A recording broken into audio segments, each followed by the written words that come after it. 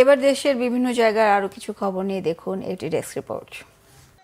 টঙ্গী ইজতেমা মাঠে মুসল্লিদের উপর হামলার প্রতিবাদে বিক্ষোভ মিছিল ও সমাবেশ হয়েছে জয়পুরহাটে। শহরের কেন্দ্রীয় মসজিদ চত্বরে ওলামা মাশায়েখ ও তাওহীদি জনতা এ প্রতিবাদ সমাবেশে প্রকৃত দোষীদের দ্রুত গ্রেফতারের দাবি জানান। এদিকে ময়মনসিংহ প্রতিবাদ সমাবেশ করেছে ওলামারা। নগরীর আঞ্জুমান ঈদগাহ ময়দানে এ প্রতিবাদ সমাবেশ হয়। বগুড়া জাতীয়তাবাদী কৃষিবিদদের সংগঠনের পক্ষ থেকে গাবতলী উপজেলার পদ্মাপাড়া গ্রামের 1000 শীতার্তদের মাঝে শীত বস্ত্র বিতরণ করা হয়েছে। উপস্থিত ছিলেন আমরা বিএনপি পরিবারের আহ্বায়ক আতিকুর রহমান রুমন। কুষ্টিয়া বাংলাদেশ আনসার ও গ্রাম প্রতিরক্ষা বাহিনীর সদস্যদের মাঝে শীতবস্ত্র বিতরণ করা হয়েছে। জেলার 6টি উপজেলার 200 ভিডিপি সদস্য এ সহায়তা পান। টাঙ্গাইলের কেন্দ্রীয় বিএনপির প্রচার সম্পাদক সুলতান সালাউদ্দিন টুকুর পক্ষ থেকে সুবিধাবঞ্চিত অসহায়দের মাঝে শীতবস্ত্র বিতরণ করা হয়েছে। ঝালকাঠির কাঠালিয়ায় শীতার্তদের মাঝে কম্বল বিতরণ করেছে একটি বেসরকারি সংগঠন। এদিকে মুন্সিগঞ্জে নারী ও শিশু অধিকার ফোরামের পক্ষ থেকে 2 শতাধিক শীতার্তদের মাঝে কম্বল বিতরণ করা হয়েছে। জামাতে ইসলামের কর্মী সম্মেলন উপলক্ষে গাইবান্ধা সাংবাদিকদের সাথে মতবিনিময় সভা করেছে স্থানীয় দারুল আমান ট্রাস্ট। আগামীকাল গাইবান্ধা ইসলামিয়া উচ্চ বিদ্যালয় মাঠে এ কর্মী সমাবেশ হবে।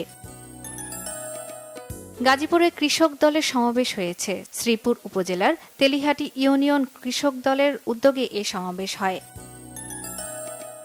গোপালগঞ্জে বিএনপির নতুন অফিস উদ্বোধন হয়েছে। শহরের বড় বাজার পৌর মার্কেটে এর উদ্বোধন করেন জেলা বিএনপির আহ্বায়ক শরীফ রফিকুজ্জামান।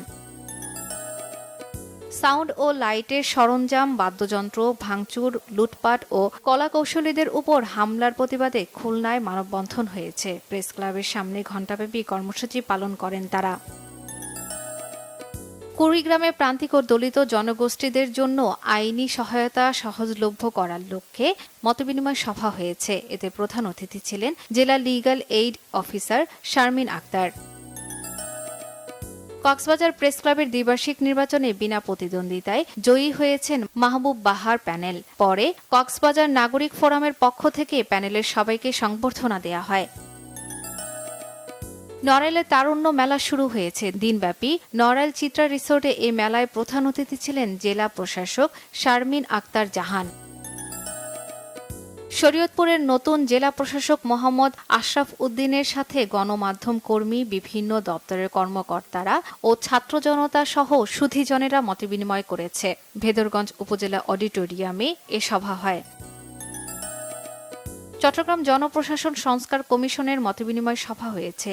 জেলা প্রশাসনের আয়োজনে সার্কিট হাউসের সম্মেলন কক্ষে এ সভা হয়। শর্মিলা কেয়া, বাংলা ভিশন নিউজ ডেস্ক।